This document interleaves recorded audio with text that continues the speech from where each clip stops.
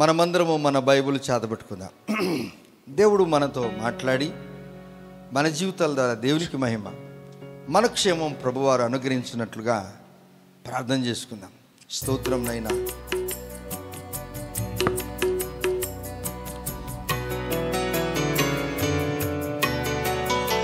పలువిధ సంగీత వాయిద్యములతో అలయకుండా నీ బలము గల వలలో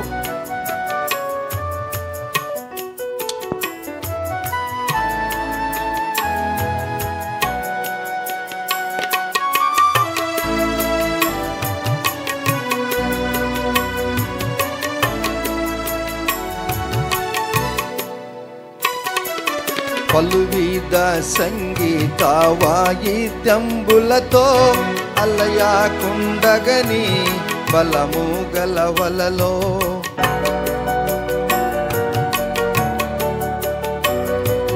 పలువిధ సంగీత వాయిద్యంబులతో అలయకుండగని బలము గల వలలో సిలువనే చూతును ఎల్లా వేళలలో, సిలువనే చూతును ఎల్లా వేళలలో, ఎల్లప్పుడు జీవింతును ప్రభువు సన్నిధిలో, ఎల్లప్పుడు జీవింతును ప్రభువు సన్నిధిలో.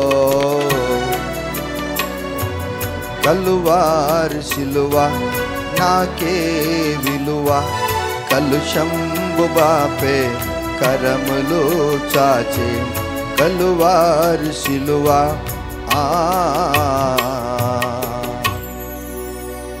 మమ్మల్ని అధికముగా ప్రేమించిన ప్రియ పరలోకపు తండ్రి, మీ శ్రేష్టమైన నామానికి స్తోత్రాలు. ఇన్ని పర్యాయాలు మేము మిమ్మల్ని స్తుతించినను రుణస్థులము బాక్యపూర్లమై. ఎందుకయ్యా మేమంటే మీకు ఇంత ప్రేమ? మీ ప్రేమను బట్టి మేము అందిస్తున్నాం. మా జీవితాల్లో మీరు చేసిన ప్రతి అద్భుతాన్ని బట్టి మీకు వందనాలు. వాక్య భాగముతో మాతో మాట్లాడి ఇందువలన మీకు మహిమ, మాకు క్షేమం అనుగ్రహిస్తారని నమ్ముతూ యేసుక్రీస్తు నామములో ప్రార్థిస్తున్నాం తండ్రి, ఆమెన్. యేసుక్రీస్తు నామములో మరొకసారి మీ అందరికీ నా హృదయపూర్వకమైన వందనములు. మీరు చాలా బాగున్నారని మేము నమ్ముతున్నాం. రండి దేవుని బిడ్డలారా, పరిశుద్ధ గ్రంథములో నుండి కీర్తనల గ్రంథము 90వ అధ్యాయము 10వ వచనము. The book of Psalms chapter 90 verse 10 10వ వచనం చదువుకుందాం. మా ఆయుష్కాలము 70 సంవత్సరములు, మా ఆయుష్కాలము 70 సంవత్సరములు, అధిక బలమున్న ఎడల 80 సంవత్సరములు అగును. అయినను వాటి వైభవము ఆయాసమే దుఃఖమే, అది త్వరగా గతించును, మేము ఎగిరిపోవుదుము. ఎగిరిపోతామంట మనం. ఏండి, మనం ఎక్కడికి పోతామంట? ఎగిరిపోతామంట. ఎగరాలంటే ఇది మామూలు మంట.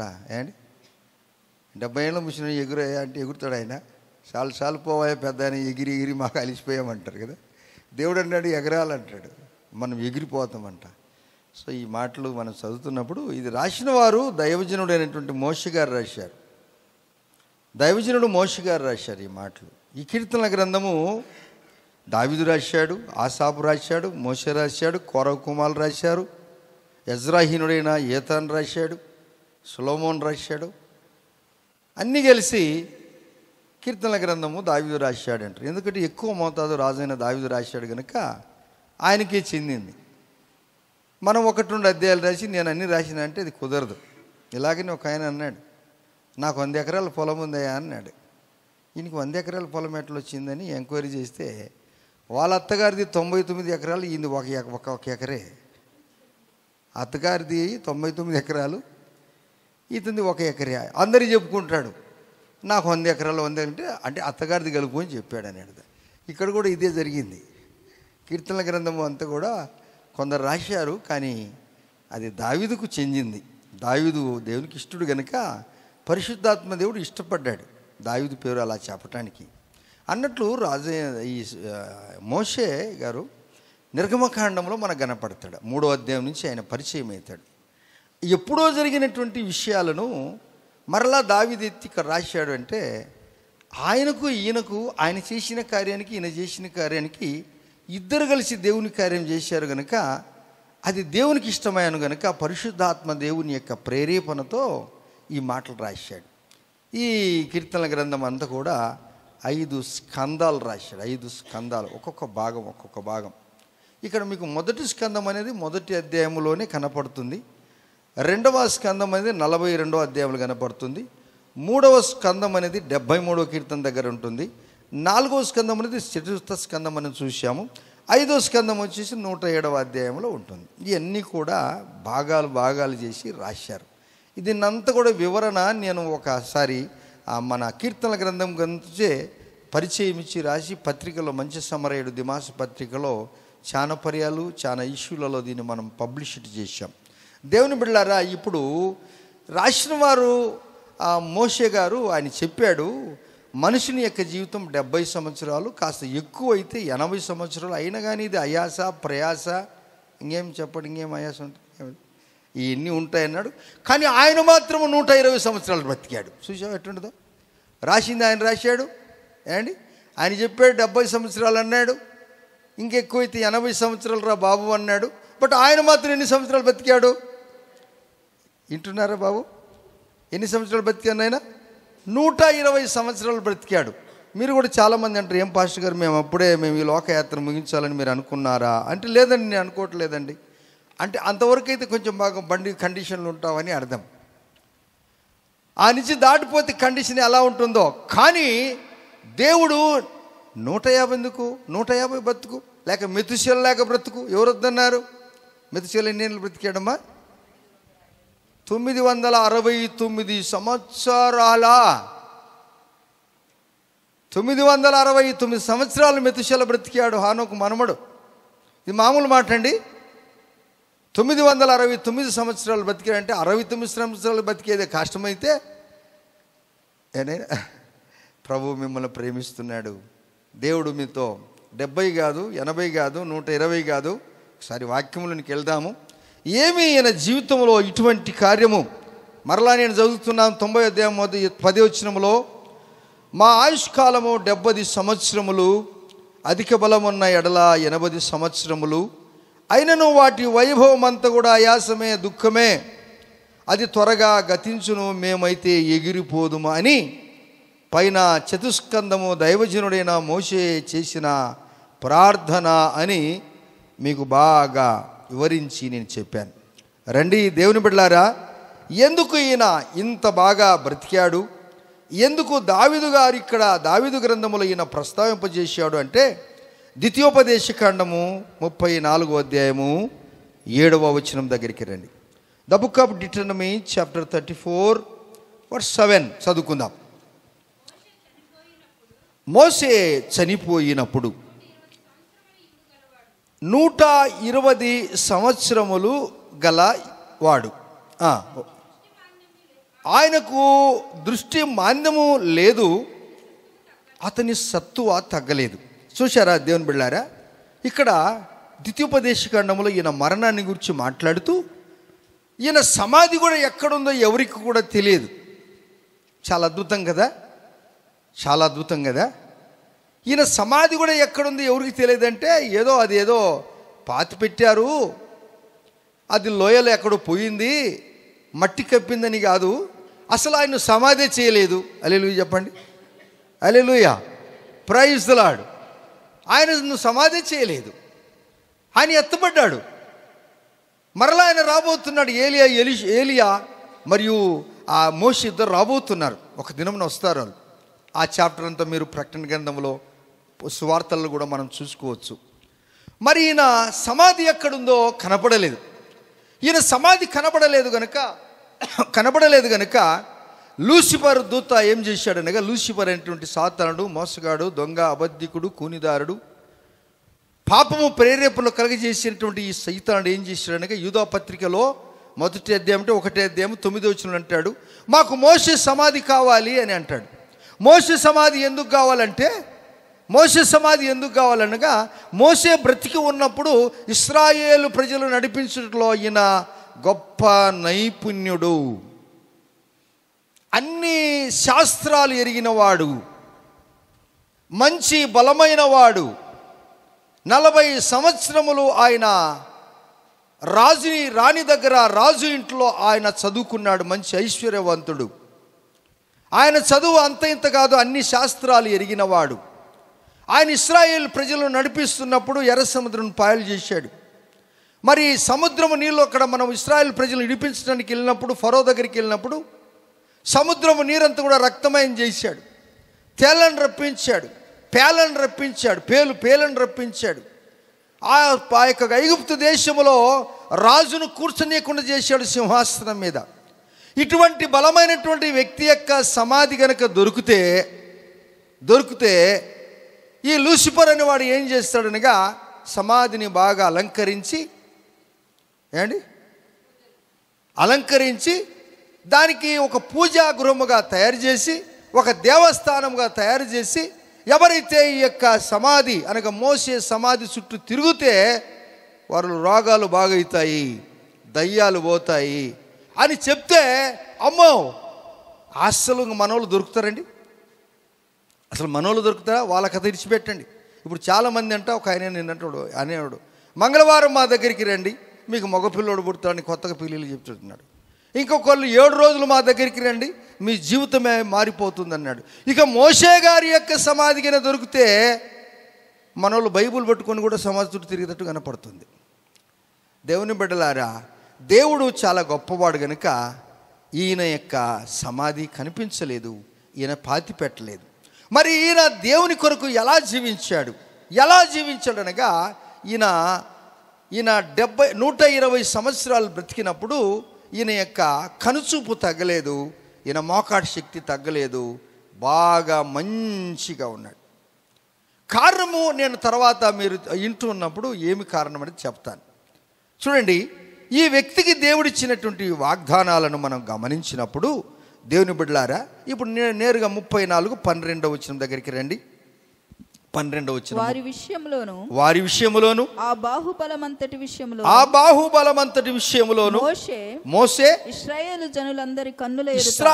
జనులందరి కన్నుల ఎదుట కలుగజేసిన మహాభయంకరమైన కార్య విషయములలోను యెహోవాను ముఖాముఖిగా ఎరిగిన మోషే వంటి ఇంకొక ప్రవక్త ఇశ్రాయేలులో ఇది వరకు పుట్టలేదు.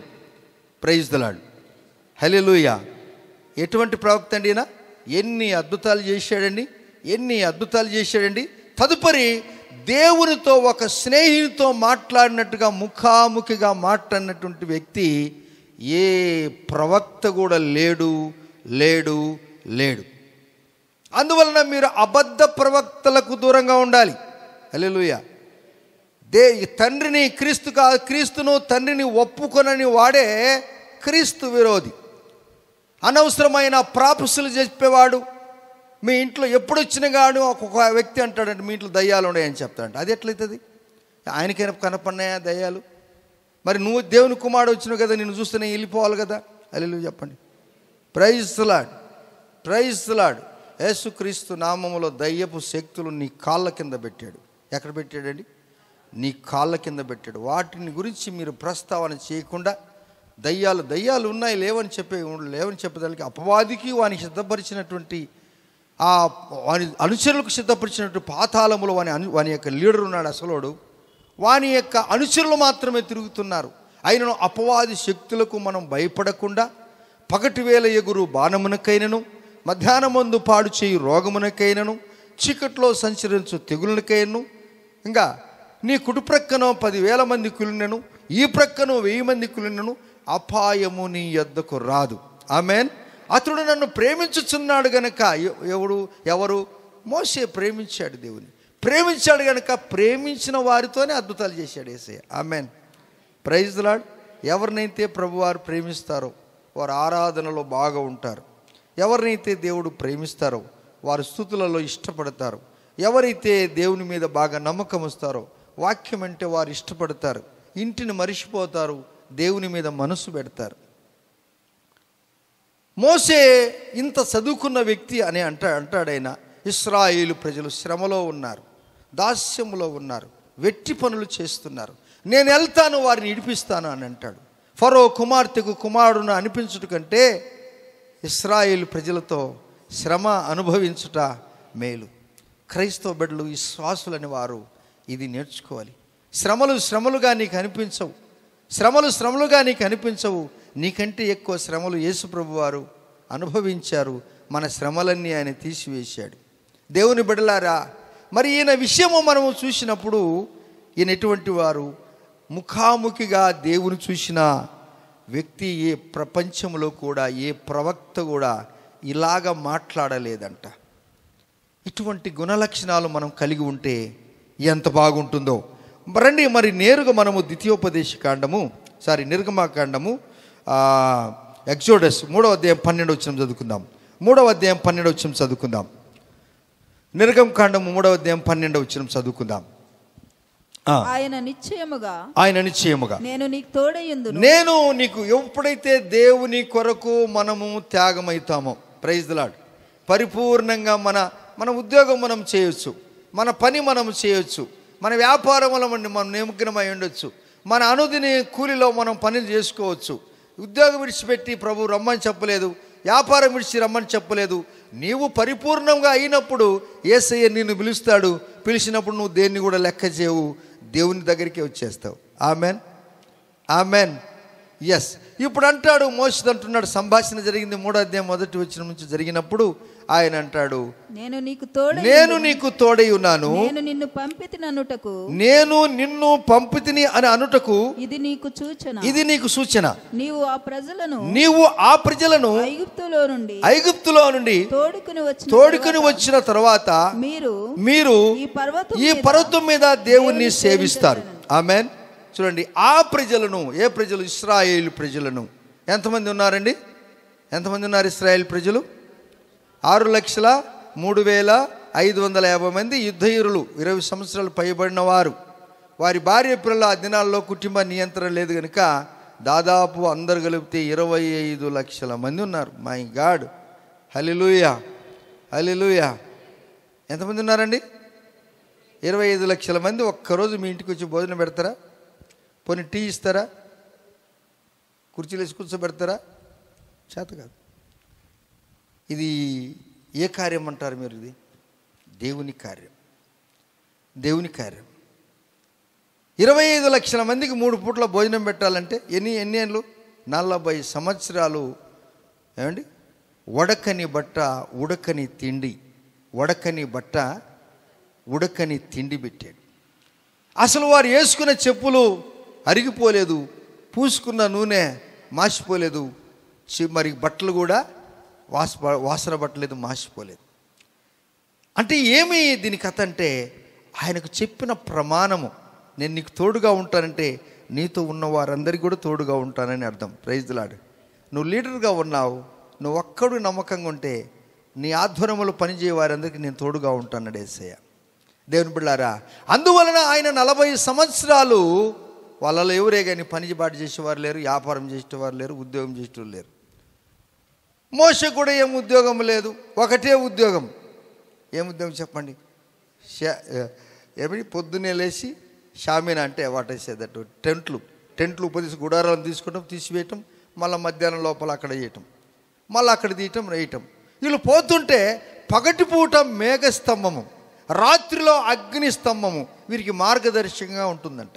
వీళ్ళు వెళుతూ ఆయన చూసుకుంటూ పోతుండాలి. వీళ్ళల్లో ఎవరైనా మనిషి నిద్రపోతే మోసే యొక్క నోట్లో ఏముంటుందంటే విజిల్ ఉంటుంది. నా వీల వేసి నా ప్రజలను పిలుస్తాను అంటాడు. ఎవరైనా పోలుతుంటే దూరంగా ఉన్నప్పుడు టక్కున విజిలేసి ఇక రారని చెప్పేస్తాడు. ఏమండి? హల్లెలూయా.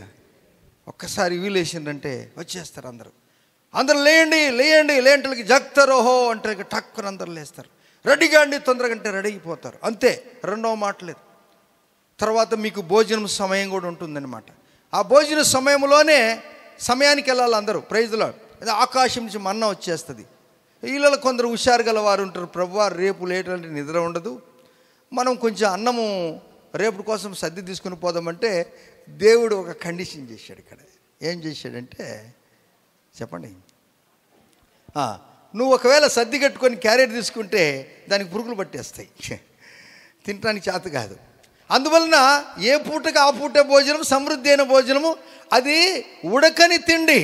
దేవదూతలు భుజించే ఆహారము మన్నా, అది కొత్తిమీర గింజ వలె తెల్లగా ఉంటుంది, పువ్వులే ఉంటుంది. అది ఎలా ఉంటుందంటే, ఆ అన్నం తిన్నవాడు ఎవరు కూడా కడుపు నొచ్చిందని, విరోచనలు వచ్చినాయని, తలకాయ నొచ్చిందని, డాక్టర్ దగ్గరికి పోయినాడని 40 సంవత్సరాలు ఏది కంప్లైంట్ లేదు. సభలు కూడా చూద్దామా? Praise the lord. అటువంటి వాతావరణం ఉంటే బాగుంటుందా? ఇట్లా ఉంటే బాగుంటుందా? ఒకవేళ మనందరికీ ఊరికే మనం అడుగుకుందాం. ఇప్పుడు మనం 70 సంవత్సరాలు 80 సంవత్సరాలు ఉన్నాం. ఇప్పుడు ఆ సబ్జెక్టే ఇది పక్కకు పోదు, మరలా ఆడికి వచ్చి ముగిస్తుంది. ఒకవేళ మనకు కూడా ఈ పని వద్దు, ఈ ఉద్యోగం వద్దు, చర్చికి రావటము, ప్రార్థన చేసుకోవడం, ఇంటికి పోవడం, ఇంటికి పోగానే మనకు మంచి భోజనాలు ఎట్లా వస్తే తెలియదు మనకు. ఏంటి ఉడకని బట్ట, ఉడకని తిండి, దేవదూతల ఆహారం మనం కూడా భుజిస్తే బాగుంటుందా బాగలేదా అని అడుగుతున్నాను నేను. ఏం చెప్పరు కదా మీరు నాకు. మీకు అర్థమైంది బాబు? లేదు ఇది అగసాటబడి అదే కడుక్కోవటము, తుడుచుకోవటము, ఆ పని మనిషి రాకపోతే మళ్ళీ ఏడ్చటము, వస్తుందా రాదని అగసాట్లు పట్టము, మళ్ళీ మనమే ఆ ముసుళ్ళు కడుక్కోవటం, మళ్ళీ అది చేసుకు. ఏది మంచిదండి? ఏది మంచిదమ్మా? అదే మంచిదంటే ఏది? స్వతంత్రంగా మాట్లాడుకుందాం, వాక్యం వినాలి. అంటే దేవుడు ఆ స్థితిలోనికి తీసుకెళ్ళటానికి ఈ ప్రయాస. ప్రపంచమంతటా దైవజనులు ఏం చేస్తున్నారంటే తిరిగి నీకు ఆ వాతావరణం రావటానికే. అందుకే ఈ వాక్యము దేవుని బిడ్డలారా, దేవుడు అంటున్నాడు, ఆ ప్రజలను ఆ అరణ్య ప్రాంతములో నుండి 40 సంవత్సరాలు మోషే యొక్క ఆధ్వర్యములో, నాయకత్వములో నడిపించాడు. మోషే కంటే గొప్పవాడు మన ప్రభు అయిన యేసుక్రీస్తు వారు. ఇశ్రాయేలు ప్రజలు ఐగుప్తు దాస్యం నుండి విడిపించిన తదుపరి 40 సంవత్సరాలు ఏ విధంగా సుఖంగా ఉన్నారో, దేవదూతలు భుజించిన భోజనం చేశారో, ఇక దేవుడు నిన్ను పరలోక రాజ్యములో, అక్కడ మాట అంటాడు, ఈ పర్వతం మీద దేవుని మీరు సేవించెదరు. ఈ పర్వతము అనే దగ్గర అక్కడ హెవెన్ లేక పరలోకం అని రాసుకోండి మీరు. ఇప్పుడు ఆ కొండ పరలోక రాజ్యము, అక్కడికి నువ్వు వెళ్తున్నావు కనుక అక్కడ నీకు ఏ హోటల్ లేవు.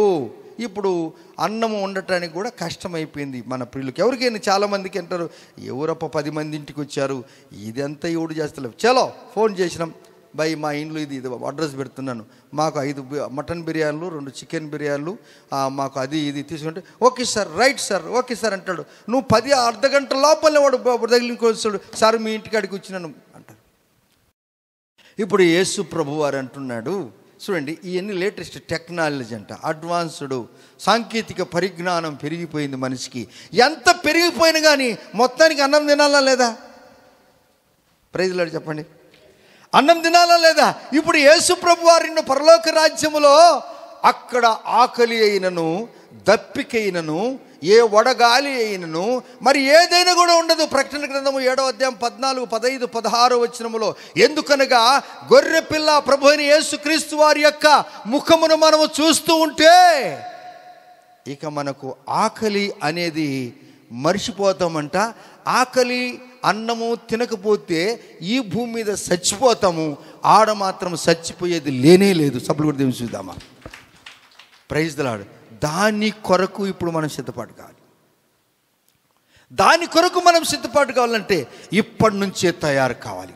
అక్కడ ఇంకా ఏడుపు లేదు, ఎవరి కోసం ఏడ్చాల్సిన పని లేదు. మా నాయన బాగుండేవాడు, చచ్చిపోయినాడు ఏడ్చాల్సిన, అమ్మ బాగుని ఆయన గురించి ఆలోచన పని ఇవ్వాలి. పిల్లలకి పెళ్ళిళ్ళు కాలేదు, దేవా స్వామి స్వామి స్వామి ఏమని ఏడ్చాల్సిన పని లేదు. దేవా డబ్బులు కావాలి ప్రభు, నాయన ఓడిపడుతున్నాను, నాయన ఏమని ఆయన 1 లక్ష రూపాయలు టక్కునే ప్రభు ఇక్కడ ప్రభు లేనే లేదు. ఎవరిని అప్పడగాల్సిన పని లేదు, వైద్యుల దగ్గరికి పోవాల్సిన పని లేదు. వైద్యులు కూడా మారు మనసు పొంది రక్షణ పొందితే అక్కడ ఎవరికి కూడా ఆయన చికిత్స చేయాల్సిన ఆయనకు కూడా పని లేదు. హల్లెలూయా. ఆయన శతస్కోపు గీతస్కోపు అన్నీ ఇక్కడే ఉండిపోతాయి. ప్రభువా స్తోత్రాలు. మనం ఇప్పుడు పెద్దోళ్ళు, ఇప్పుడు 30-40 సంవత్సరాలు మనం, నాకు కూడా అనిపిస్తుంది, అమ్మాయి నేను కూడా MBBS చేయాలని అని అంటుంటా. ఇప్పుడు తమాషకి ఇంట్లో అవుతుందా? కాదు. MBBS చేయలేకపోయావు, డాక్టర్ కాలేకపోయావా, చింత చేయగాకు. సైంటిస్ట్ కాలేకపోయావా, చింత చేయగాకు. లేక పెద్ద రాజకీయవేత్త అయ్యి ఏదో చేయాలనుకో, అది కూడా కాలేదా, చింత చేయగా. ఐఏఎస్ ఆఫీసర్ కాలేకపోయావా, కేఎస్ కాలేకపోయావా, మరొకటి కాలేకపోయావు, చింత చేయగాకు. కానీ నువ్వు మంచి ఒక ప్రార్థన పరుడవు కావచ్చు. ఆమెన్. ఒక మంచి ప్రార్థన పరుడవు కావచ్చు నీవు. అది దేవుడు అందరికీ అందుబాటులో పెట్టాడు. దేవుని బిడ్డలారా, ఎవరైతే అయ్యారో దేవునికి స్తోత్రాలు. వారి ద్వారా ఈ సమాజానికి మేలు కలుగును గాక, వారి జీవితంలో గొప్ప కార్యాలు జరుగును గాక. మోషేతో అంటున్నాడు, ఈ పర్వతం మీద నీవు సేవిస్తావు, ఈ పర్వతం మీద నీవు నీ యొక్క దండువారు అనగా నీతో ఉన్న వారందరూ కూడా ఇక్కడికి పరలోక రాజ్యానికి వస్తారు. దేవుని పిల్లారా, మన యొక్క నిరీక్షణ ఏంటి అనగా ఇక్కడనే రాలిపోయేది కాదు. అందువలన ఎన్ని ఏండ్లు బ్రతికింది ముఖ్యము కాదు, ఎన్ని సంవత్సరాలు దేవునితో ఉన్నది అది చాలా ప్రాముఖ్యమైన విషయము. దేవునితో నువ్వు తెలుసుకున్నప్పుడు, నీకు తెలిసినప్పటి నుంచి ప్రభువుతో గిన ఉన్నట్లయితే, ప్రభువు నీకు రేపటి దినమున ఆకలి లేని, దప్పిక లేని, వడగాలి లేని, ఎండ లేని, కష్టాలు లేని, వేదన లేని రాజ్యానికి తీసుకుపోవటానికే ఇంతమంది పాస్టర్లు తన ప్రాణమైన పోయినా పర్వాలేదు కానీ ప్రజలకు పరలోక రాజ్యాన్ని గురించి పరిచయం చేయటానికే ఈ క్రైస్తవ బిడ్డలందరూ కూడా ప్రార్థన చేస్తున్నారు. హల్లెలూయా. అది గుర్తెరిగిన వారు దేవా స్తోత్రం అంటున్నారు. అది గుర్తెరిగిన వారు తిరగబడి ప్రజలను చంపుతున్నారు. వారు ఏమి చేస్తున్నారో వారికి తెలియదు. దేవుడు వారిని క్షమించునుగాక. హల్లెలూయా. రండి దేవుని బిడ్డలారా, కొన్ని మాటలు మనం ధ్యానించుకుందాం. చూడండి, ఈ పర్వతం మీదకి తీసుకొని వస్తాను అని అన్నాడు. దేవుడు ఎటువంటి వాడు అనగా మానవుని ఇక్కడనే ఇడిచిపెట్టిపోయేవాడు కాదు. క్రీస్తు కొరకు ఎవరైతే జీవిస్తారో వారికి దేవుడు అద్భుతమైన కార్యాలు చేస్తాడు. మరలా మనము 34వ అధ్యాయం ద్వితీయోపదేశకాండము 7వ వచనంలో చూసినప్పుడు మోషే యొక్క వయస్సు రాశాడు, మోషే యొక్క కనుదృష్టిని గురించి రాశాడు, మోషే యొక్క బలాన్ని గురించి మాట్లాడాడు. మోషే వయస్సు అక్కడ రాయబడింది ఉంది కదా, ద్వితీయోపదేశకాండంలో 34వ అధ్యాయంలో ఉంది కదా ఆ మాట. 7వ వచనంలో అంటున్నాడు ఆయన, మోషే చనిపోయినప్పుడు 120 సంవత్సరములు ఈడుగలవాడు. చూసావా, 120 సంవత్సరాలు మాత్రమే ఆయన బతికాడు. ఆమె ఏం చెప్దామా, బాగా బతికాడా, రోగంతో చచ్చాడా? బాగా బతికాడు. మా ఆశ, మా ఆకాంక్ష ఏంటనగా మీరు కూడా మంచి ఆరోగ్యంతో ఉండాలని మేము కోరుకుంటున్నాం. మేము, మీరు, మనము మంచి ఆరోగ్యంతో ఉండాలి. మనము మాత్రమే కాకుండా సర్వ ప్రపంచమంతా కూడా ఆరోగ్యంగా జీవించాలి. Praise the lord. హల్లెలూయా. అది క్రైస్తవ బిడ్డలు, ఇది తెలిసిన వారు ఇతరుల కొరకు ఎక్కువ ప్రార్థన చేసేది ఎవరు అనగా యేసుని ఎరిగిన వారే. దేశ క్షేమం కొరకు ఎక్కువ ప్రార్థన చేస్తారు. శత్రువు యొక్క భార్య కూడా విధవరాలు కాకూడదు అని ఎవరు ప్రార్థన చేస్తారు చెప్పాలి? దేవుని పిల్లలు. అంతే. అసలు ప్రపంచంలోని యుద్ధం లేకుండా ప్రపంచమంతా శాంతి సమాధానంగా ఉంటే ఎంత బాగుంటుందో. దాని కొరకు మనం అందరం ప్రయాసపడాలి, ప్రార్థన చేయాలి. మంత్రులు అనబడిన వారికి కూడా ఈ తలంపు రావాలి. ఈ తలంపు కనుక వచ్చినట్లయితే వారు కూడా నిజ సత్య దైవత్వం దగ్గరికి వెళ్ళి ప్రార్థన చేస్తారు. ఏ శత్రువు యొక్క భార్య పిల్లలు తండ్రి లేనివారుగా, భర్త లేనివారుగా ఉండకూడదు. ఆ కుటుంబానికి తెలుస్తుందండి, ఉన్నట్టుండి భర్త వెళ్ళిపోతే ఆ కుటుంబ వ్యవస్థ, భర్త ఒకవేళ ఎటువంటి వాడు బలహీనుడు కాబోలు ఒకవేళ, కానీ ఒక పెద్దవాడుగా, ఒక తండ్రిగా, ఒక భర్తగా, ఒక యజమానుడుగా అతడు ఇంట్లో ఉంటేనే ఆ అందమండి. ఉన్నట్టుండి ఆ యజమానుడు లేక యజమానులు వెళ్ళిపోతే ఆ పిల్లల పరిస్థితి ఎలా ఉంటుందో అది తండ్రిగా ఉన్నవానికే అది అర్థమవుతుందండి. హల్లెలూయా. దేవుని బిడ్డలారా, ఇక్కడ ఆయన వయస్సు మాట్లాడాడు, ఆయన ఆరోగ్యం గురించి మాట్లాడుతున్నాడు. ఎటువంటి క్రమములో ఆయన పెరిగాడు అంటే ఆయన ఏమి చేశాడు దీని గురించి మనం మాట్లాడుతున్నప్పుడు మరలా మీరు నేరుగా కీర్తన గ్రంథం దగ్గరికి రండి. 90వ అధ్యాయము, సామ్ చాప్టర్ 90, 14వ వచనం చదువుకుందాం. ఉదయమున నీ కృపతో మమ్మను తృప్తిపరచుము. అమ్మా, ఉదయమున నీ కృపతో మమ్మను తృప్తిపరచుము. అప్పుడు మేము మా దినములన్నీ ఉత్సహించి సంతోషించెదము. చూసావా, ఉదయమున దేవుని పిల్లలకి మనము తన కృపతో నింపమని ప్రార్థన చేసుకోవాలంట. ఓ దేవా, నిన్నటి దినమున కాపాడావు, నీకు స్తోత్రాలు. నిన్నటి దినమున్న కృప కంటే ఈ దిన కృప ఎక్కువ ఉండాలి స్వామి. ప్రభువా, నిన్నటి దినమున నేను పరిశుద్ధంగా జీవించాను, కానీ నిన్నటి పరిశుద్ధత కాదు నాకు, ఈరోజు పరిశుద్ధత నాకు ఎక్కువ పెంచమని మీరు ప్రార్థన చేసుకోవాలి. ఆమెన్. నిన్న పరిశుద్ధంగా మీరు జీవించారా అని నేను అడిగితే, ఒక పెన్ను పేపర్ కనుక మీకు ఇస్తే, వ్యక్తిగతంగా మీరు ఏమేమి చేశారు చెప్పండి అని హృదయపూర్వకంగా చెప్పమంటే ఎంతమంది ఫెయిల్ అయిపోతారో వింటున్నారా? అనుదినము మా భారము భరించే దేవా, అనుదినము మా భారము భరించే దేవా, అనుషము నీ కృపతో మమ్మల్ని నింపండి స్వామి. నిన్నటి దినము నా పరిశుద్ధత కాదు, నిన్న దినమున కృప కాదు, నీకు కావాల్సి ఉండేది. ఇశ్రాయేల్ ప్రజలు ఐగుప్తు దేశం నుండి కానానికి వెళ్తున్నప్పుడు దేవదూతలు భుజించిన భోజనము మధ్యాహ్నం తిన్న భోజనం కాదు, వాళ్ళు మిగులు పెట్టుకునేది. వారికి తాజా భోజనం పెడతారన్నాడు యేసయ్య. మీరు నిన్నటి తిన్న భోజనం కాదు, నిన్నటి తిన్నటువంటి పరిశుద్ధత కాదు, మీకు అనుదినము నీ కృపతో. ఆయన ఉదయాన్నే లేచి ఇంతమంది ప్రజలు నడిపించాలంటే ఉదయకాలాన్నే ప్రభువా, ఈ ప్రజలను నడిపించటానికి నాకు చాలిన కృప నాకు దయచేయమని ఈ 40 సంవత్సరాలు చదివిన వ్యక్తి ప్రార్థన చేస్తున్నాడు. ఎన్ని సంవత్సరాలు చదివిండి ఆయన? ఎన్ని సంవత్సరాలు చదివిండినా? 40 years. 40. మీరు ఎవరైనా అన్ని సంవత్సరాలు చదివారా చెప్పరు? ఈ మధ్యకాలంలో ఒక ఆయన వయసు 70 సంవత్సరాలు, ఆయన పొందింది 61 డిగ్రీలు తీసుకున్నాడంట. ఆయన మంచి క్షేమం కదా, గొప్పది కదా. ఆయన వయసు 70 సంవత్సరాలు అయితే ఆయన పొందిన డిగ్రీలు 61 అంట. మంచిది, సంతోషం. కానీ డిగ్రీలు చేసుకుంటే చాలా మంచిది, అంతకంటే పరలోక రాజ్యాన్ని సంపాదించుకునేది ఎంత మంచిదో. దేవుని పిల్లారా, అనుదినం ఆయన కృపతో మనము నింపబడినప్పుడు అప్పుడు మేము మా దినములన్నీ, మా సంవత్సరములన్నీ, మా నెలలన్నీ ఉత్సహించి సంతోషించదము. ఇది నేర్చుకున్నాడు ఎవరు? మోషే. ఇప్పుడు మీరు మీ పక్కలను చూసి చెప్పండి, ఈ మాట నేను చెప్తాను, మీరు చెప్పండి. ఉదయమున అందరూ మీ పక్కలను చూడండి.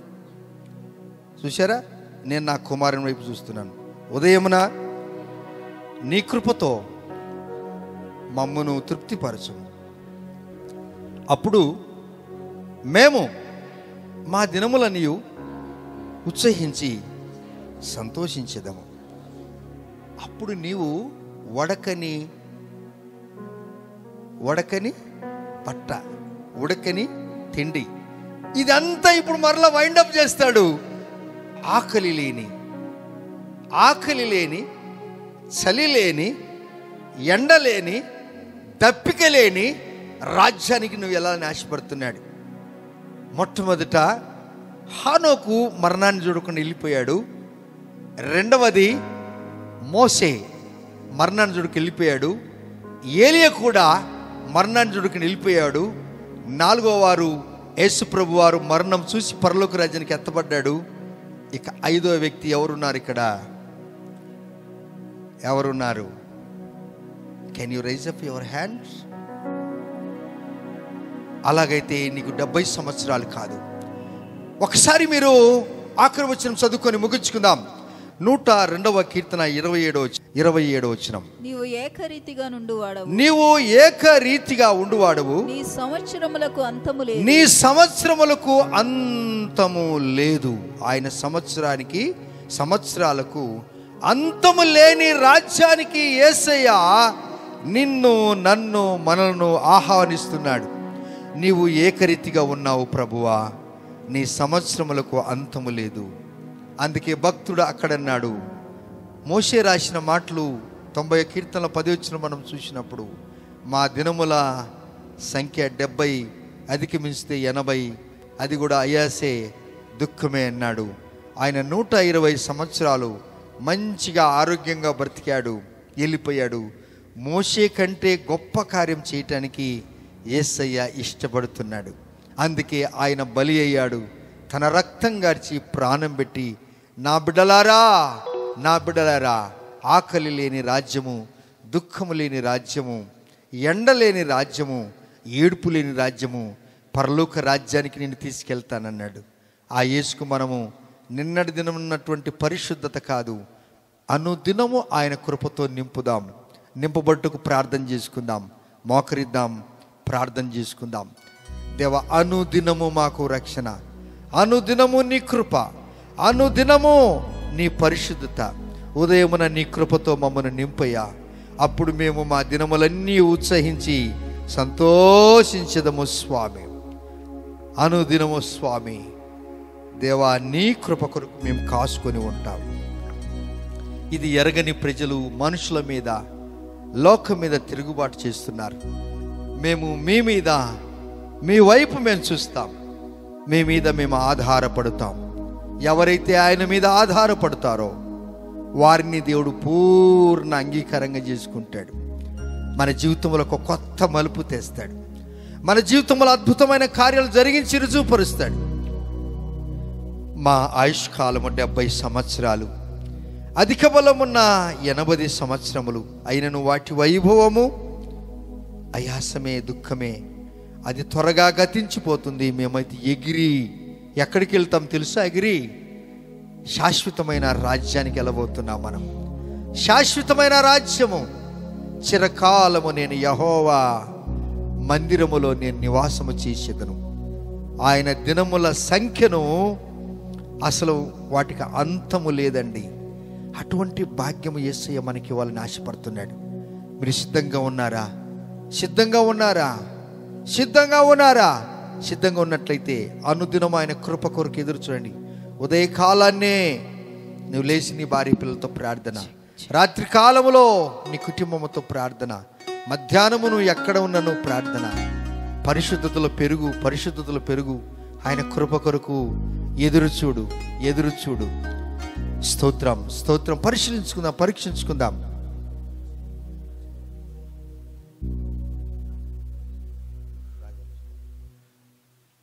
ఎప్పుడైతే నువ్వు ఈ వ్యవధిలో ఈ 60, 70, 80 సంవత్సరాల్లో ప్రభువుకి ఇష్టడుగా జీవిస్తావో, ఇక్కడ ప్రభువుకి ఇష్టమైన వారినే ఆయన పరలోక రాజ్యానికి తీసుకెళ్తాడు. మోషేను దేవుడు ఇష్టపడ్డాడు. మోషే కూడా తీర్మానం చేసుకున్నాడు. మంచి చదువుకున్న వ్యక్తి, 40 సంవత్సరాలు చదువుకున్నాడండి ఆయన.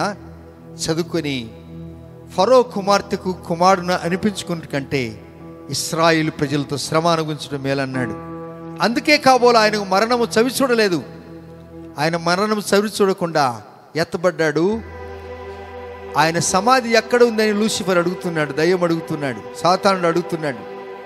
ఎందుకంటే లోక సంబంధమైన అద్భుతాలు జరుగుతాయని అనుకుంటున్నాడు. లోక సంబంధమైన అద్భుతము ఎందుకు నీకు? అద్భుతకరుడే నీతో ఉన్నాడు కదా యేసయ్య. ఆయన నీ స్వస్థపరిచే యెహోవా కదా.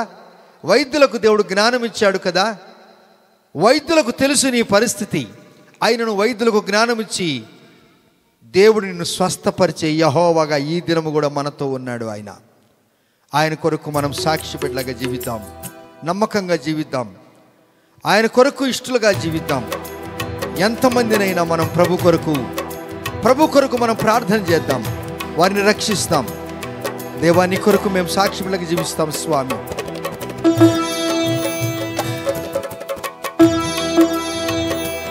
స్తోత్రం. ఆయన రాజు, మన రాజు, మహారాజు. ఆ రాజు సన్నిధిలో నువ్వు ఎప్పుడు ఉండాలని ఆశపడుతున్నావా? అందుకే దావీదు రాజు కోరుకున్నాడు, మోషే అదే కోరుకున్నాడు. మోషే నీకు తోడై ఉంటానన్న దేవుడు మనకు తోడై ఉంటాడు. రాజాని నివాసములో రాత్రి పగలు ధ్యానించెదను. రాజాని నివాసములో రాత్రి పగలు ధ్యానించెదను. స్తుతించి సంతోషించేదా, నా దుఃఖమంతా మరచెదను. నిన్ను స్తుతించి సంతోషించేదా, నా దుఃఖమంతా పరచెదను. యేసు రాజా నీ నివాసములో. ఛాత్రి చప్పట్లు కొడదాం. రాత్రి పగలు ధ్యానించెదను. పరలోక రాజ్య వైభవంతో నింపబడదాం. రాజా నీ నివాసములో రాత్రి పగలు ధ్యానించెదను.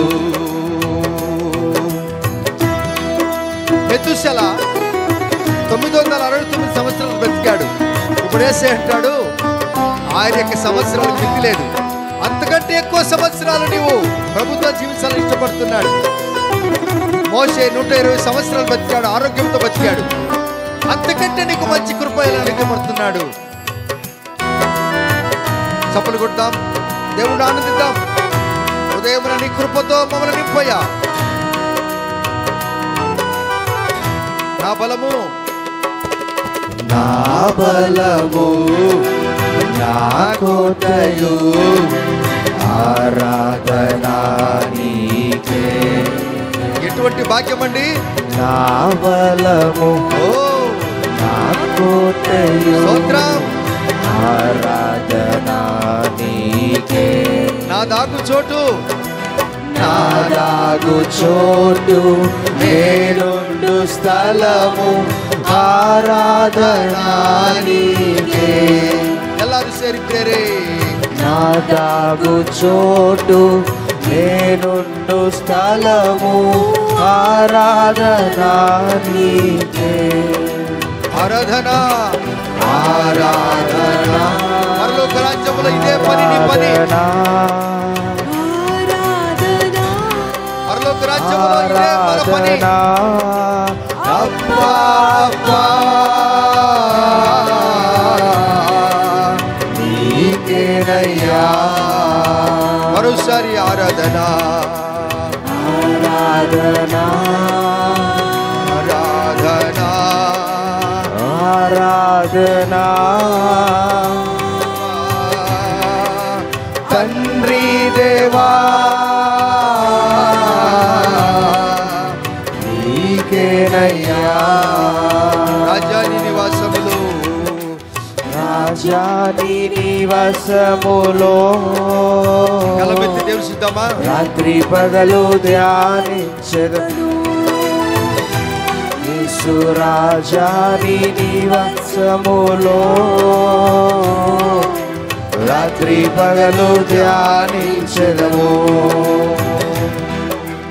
ఉన్నతుడా, మహోన్నతుడా, ఆరాధన. ఆ ఉన్నతమైన స్థలములో నిన్ను తీసుకెళ్ళడానికి ఇష్టపడుతున్నాడు యేసయ్య. ఉన్నతుడా, మహోన్నతుడా, కలబెత్తి ఆరాధన నీకే. విమోచకుడా, విమోచకుడా, బలి అయిన దేవా, ఆరాధన నీకే. విమోచకుడా, బలి అయిన దేవా, ఆరాధన నీకే. చప్పలు కొడదామా. ఆరాధన, పరలోక రాజ్య వైభవం. ఆరాధన, ఆరాధన, అబ్బా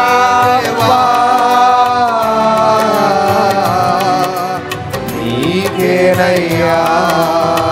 ఆరాధన, ఆరాధన, ఆరాధన, ఆరాధన. తండ్రి దేవా, తండ్రి దేవా నీకేనయ్యా. రాజా, రాజాని నివాసములో, రాజాది రాజు, రాత్రి పగలు ధ్యానించెదను. యేసు రాజాని నివాసములో రాత్రి పగలు ధ్యానించెదను. స్తుతించి సంతోషించెదను. స్తుతించి సంతోషించేదా. దుఃఖము లేదు, నా దుఃఖమంతా మరచెదను. బాధ లేదు, స్తుతించి అదే దేవుని రాజ్యము. సంతోషించేదా. నా దుఃఖమంతా మరచెదను. పరలోక రాజ్యములో ఎండ లేదు, పరలోక రాజ్యములో దుఃఖము లేదు, ఏడుపు లేదు, కన్నీరు లేదు, బాధ లేదు.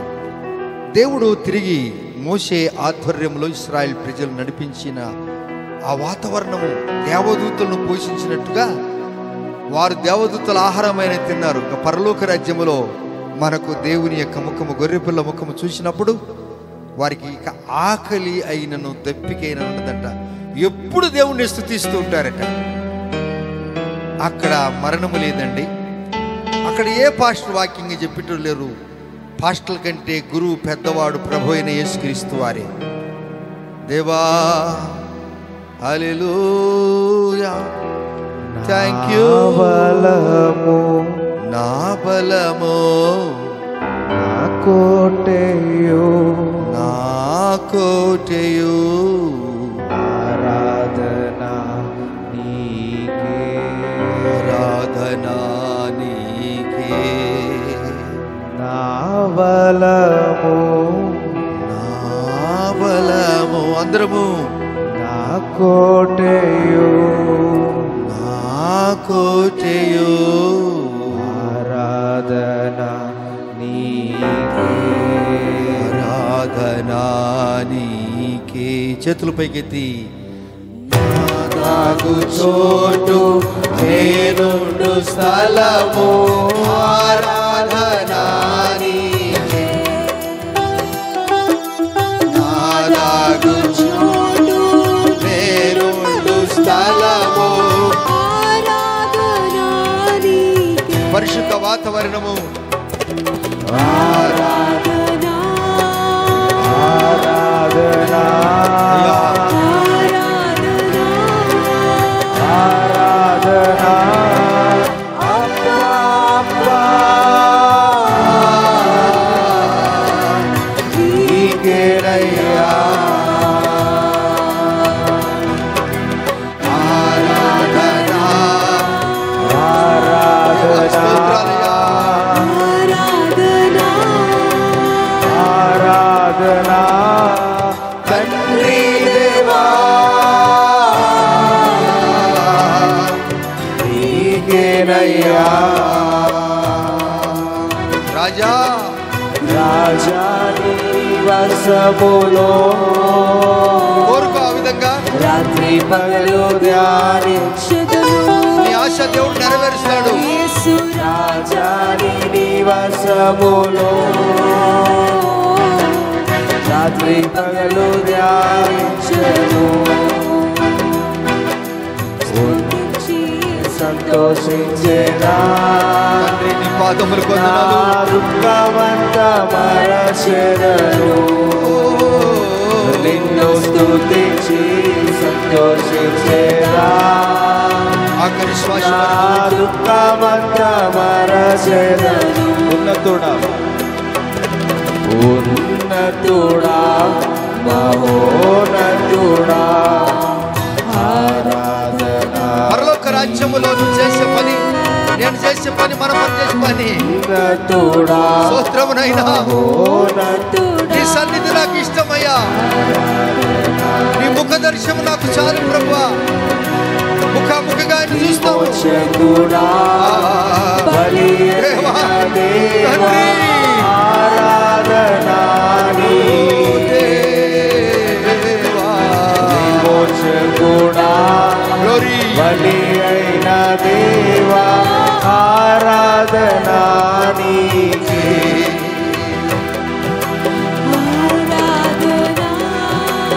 ఆరాధన, ఆరాధన. స్తోత్రమునైనా తండ్రి దేవా నీకేనయ్యా.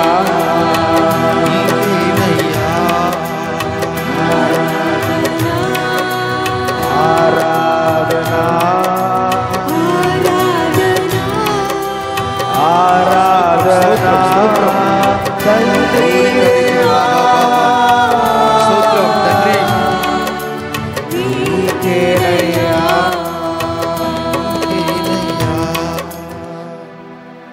పరలోక రాజ్య వైభవం ఇలాగనే ఉంటుంది. అది మహిమ, అది మహిమ, అది మహిమ. అందుకే కాబోలు దైవజనులు, విశ్వాసులు, మా దేవుని కొరకు మేము ఏమైనా చేస్తాం. ఆ మహిమలో ప్రజలు ప్రవేశించాలి.